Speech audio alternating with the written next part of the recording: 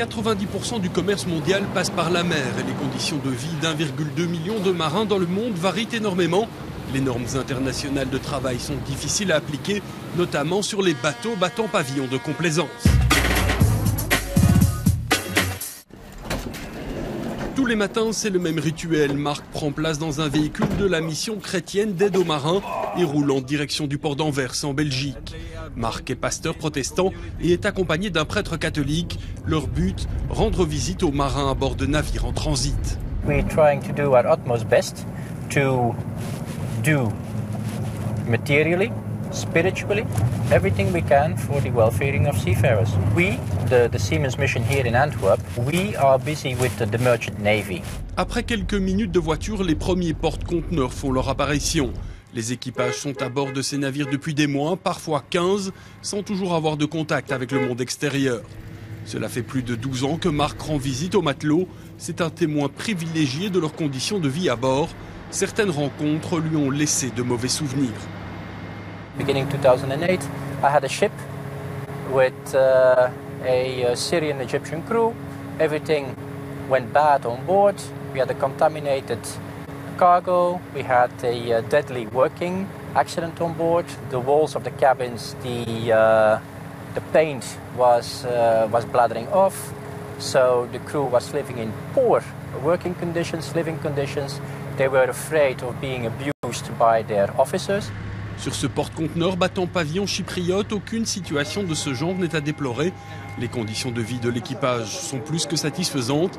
Les hommes d'église sont reçus par le second du navire, un marin philippin. Tell me, how many nationalities do you have on board? We have at least 3, Filipino, Russian and Ukrainian. And captain? Yes? Yeah, he's German. He's German, but also so 4. German, and also Russian. Filipino. But So it's almost 4 nationalities. Yeah, And how many people? 11. 11 people, Yeah. and 4 nationalities. Yes. Okay. Depuis plusieurs mois, l'armateur du navire applique une convention sur le travail maritime rédigée en 2006 par l'Organisation internationale du travail. Un document ratifié par l'État chypriote, il est considéré comme la charte des droits des gens de mer. Cette convention, la MLC comme on l'appelle dans le milieu, couvre une multitude de sujets comme l'âge minimal pour travailler à bord, le salaire, les congés, les soins médicaux ou encore le logement.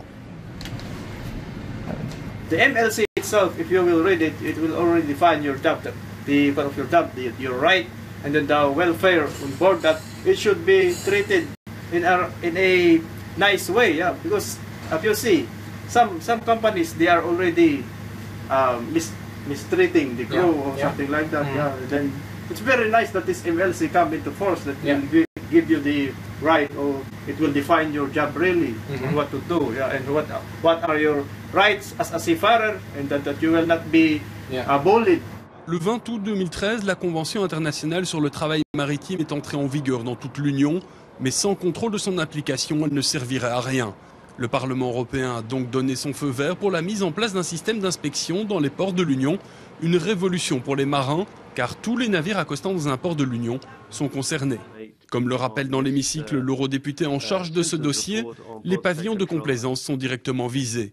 The relevance of the port state control system to all of this is that it is seen to be the second line of defence against substandard shipping, a kind of safety net.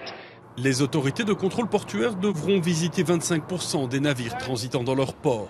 En cas d'infraction, les sanctions peuvent aller jusqu'à l'immobilisation du navire. Pour compléter le dispositif législatif, les eurodéputés ont poussé pour que les États membres contrôlent aussi tous les navires battant leur pavillon. Les parlementaires ont aussi négocié pour que des mesures de protection spécifiques soient mises en place lorsqu'un marin porte plainte. Pour ce syndicaliste, la position de l'Union forcera les États laxistes à s'aligner sur les mêmes standards. The problem was there was a substantial minority, maybe as much as 30% of the market, that didn't have the benefit of that type of support and regulation from bona fide flag states, and they're undermining the marketplace. Retour au port d'Anvers, pour le révérend Marc, les législations n'empêcheront pas tous les abus. The main mechanism which of course causes all these problems is greed, human greed. So the shipping companies, the maritime industry, there's only one thing that counts. Everything is based upon money, upon greed. Après avoir passé 1 heure sur le navire, Marc quitte l'équipage avant que celui-ci ne largue les amarres pour la mer Baltique.